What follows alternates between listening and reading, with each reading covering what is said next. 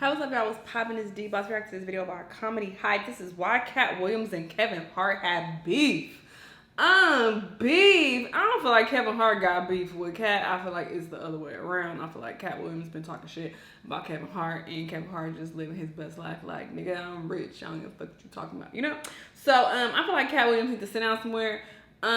Granted, the things I've heard him say in the past, some of them have been kind of valid, but it's like, okay, like, mind your business, you know? But anyway, let's see this supposed beef that they have. Let's watch. According to the Merriam-Webster Dictionary, a rival is defined as one or two or more striving to reach or obtain something that only one can possess. Rivalries in sports and entertainment are nothing new. Two opposing forces wanting to be the best in their field and letting it be known.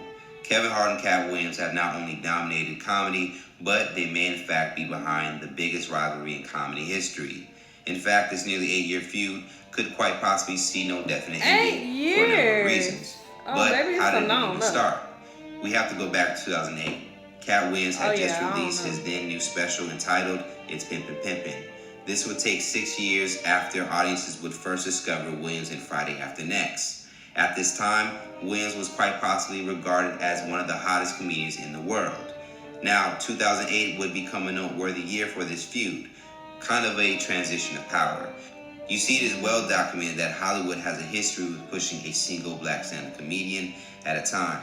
But this method from a business lens is why we've seen one or two comedians land certain roles back to back. A star is made, created, carefully and cold-bloodedly built from nothing, from nobody. Louis B. Mayer, co-founder of MGM. Under this ongoing practice, we see how a rivalry can easily start to exist amongst black comedians. The seldom message is there.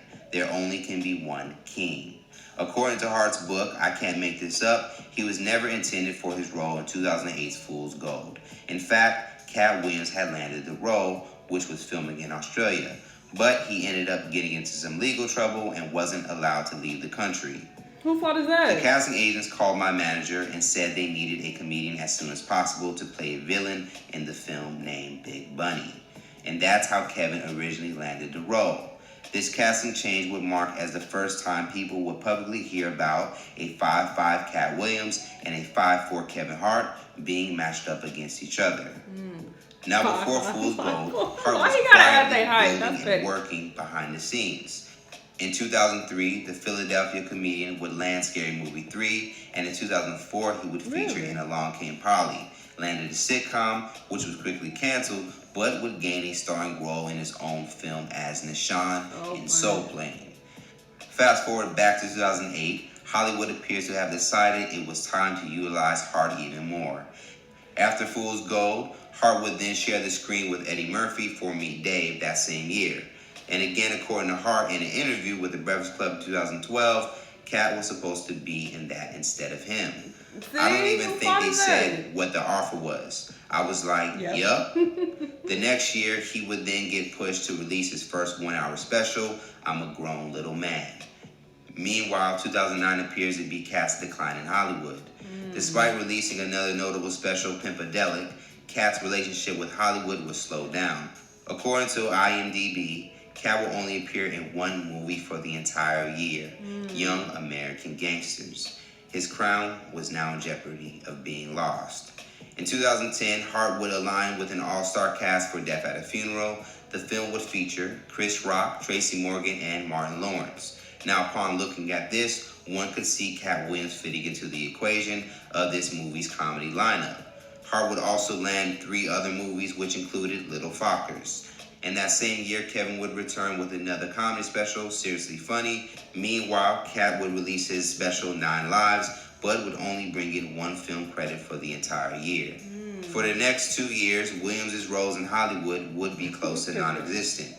It was in 2013 that audiences would see Williams back in another notable role for Scary Movie 5.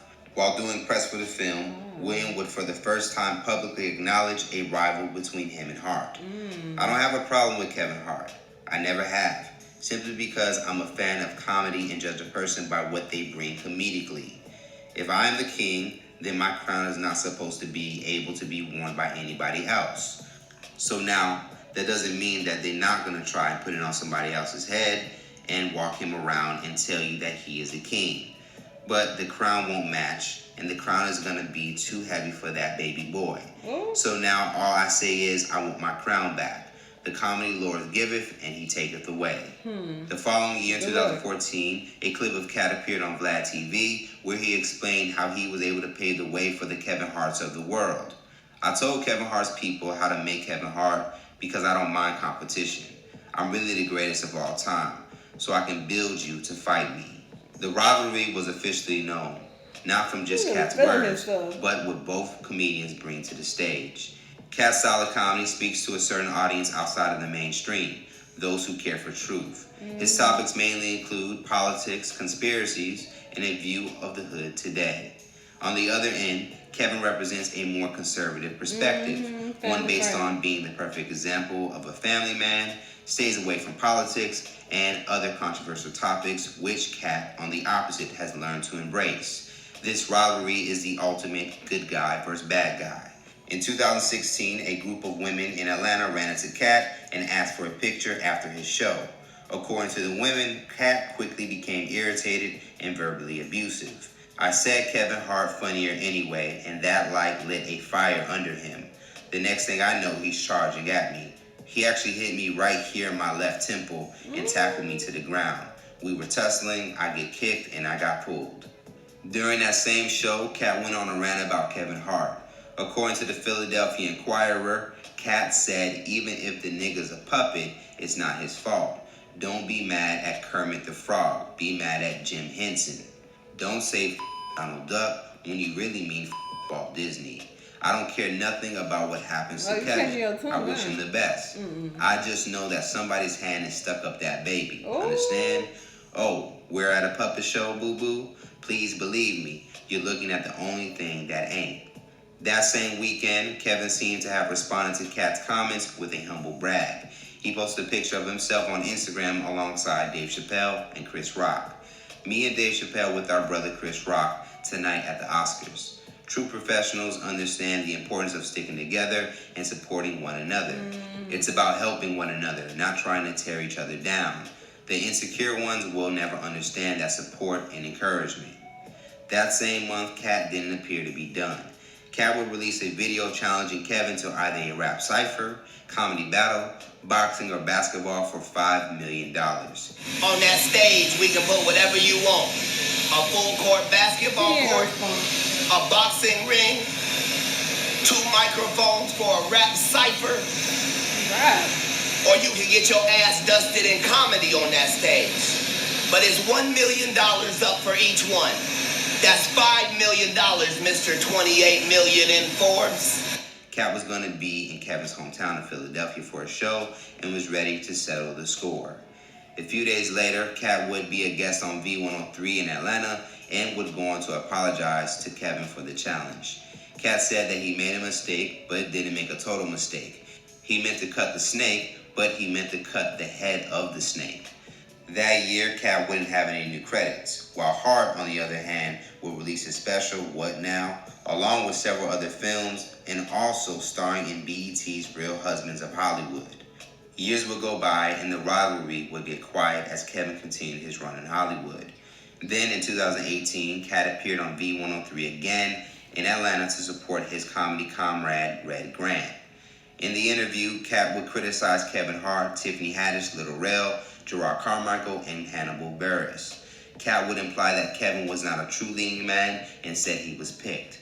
He would then go on to speak about owning his own comedy specials, which makes us point out the two also share different styles in how they conduct themselves in business. Kevin Hart has built a reputation for himself as a real deal businessman, closing deals and identifying opportunities to profit. Meanwhile, KATT appears to move a bit different to his own accord, by not always expecting a return or profit from his contribution.